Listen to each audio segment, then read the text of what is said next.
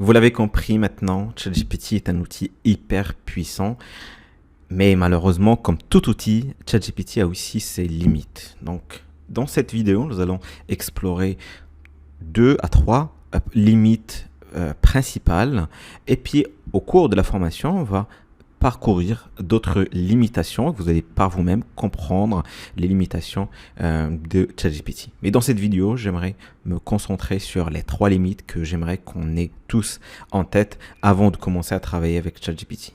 Donc la première limite, c'est au niveau des données que ChatGPT a.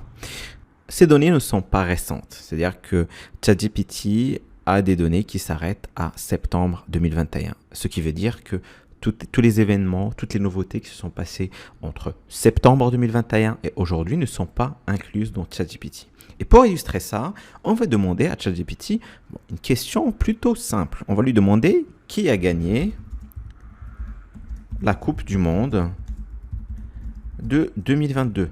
D'accord ? On sait que c'est l'Argentine. Mais vous allez voir que ChatGPT ici me dit « Je suis désolé, je ne dispose pas d'informations sur les événements qui se sont produits après septembre 2021. Par conséquent, je ne peux pas vous dire qui a remporté la Coupe du Monde 2022. » Donc là, on voit effectivement une illustration de le fait que les données ne sont pas actualisées et s'arrêtent à septembre 2021.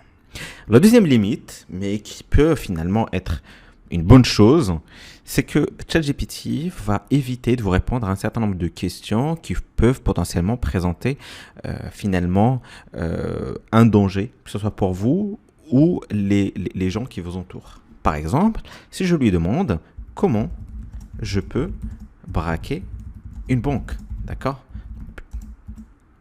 J'envoie ma question et donc là, vous allez voir que ChatGPT me dit « Je suis désolé, je ne peux pas fournir d'assistance ou d'informations sur les activités illégales, dangereuses ou nuisibles, telles que le braquage d'une banque. » Donc là, effectivement, c'est une limite, mais finalement, c'est quelque chose de positif que ChatGPT ne fournisse pas ce genre d'informations.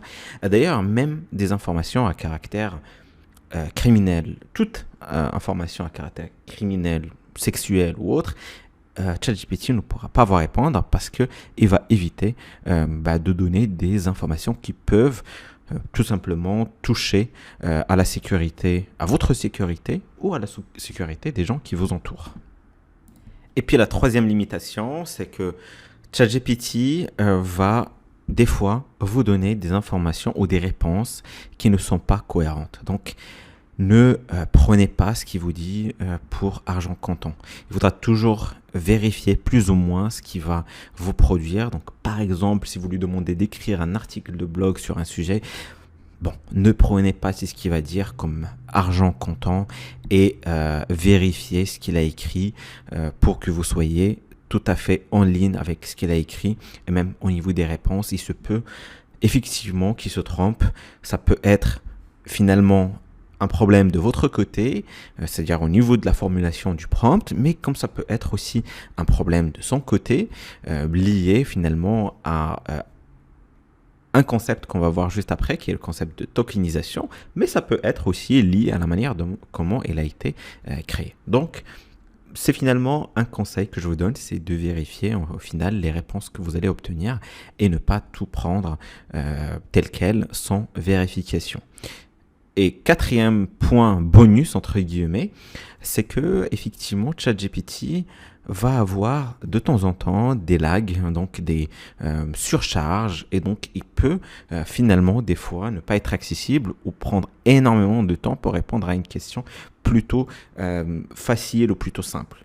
Donc c'est un problème temporaire, donc ça ne durera pas toute la journée ou tout le temps, mais ça peut arriver, donc soyez donc au clair avec ce point. Donc ça peut arriver que des fois il y a un peu de lag, même des fois ça peut être fermé, donc ils vous affichent un message disant que avec une surcharge de demandes, ils ont décidé de fermer temporairement. Donc c'est une limitation qui est plutôt lié à la manière dont il a été construit techniquement, donc les serveurs et l'infrastructure qu'il y a derrière. Donc ça, c'est plus ou moins une limitation qu'on pourrait tous comprendre.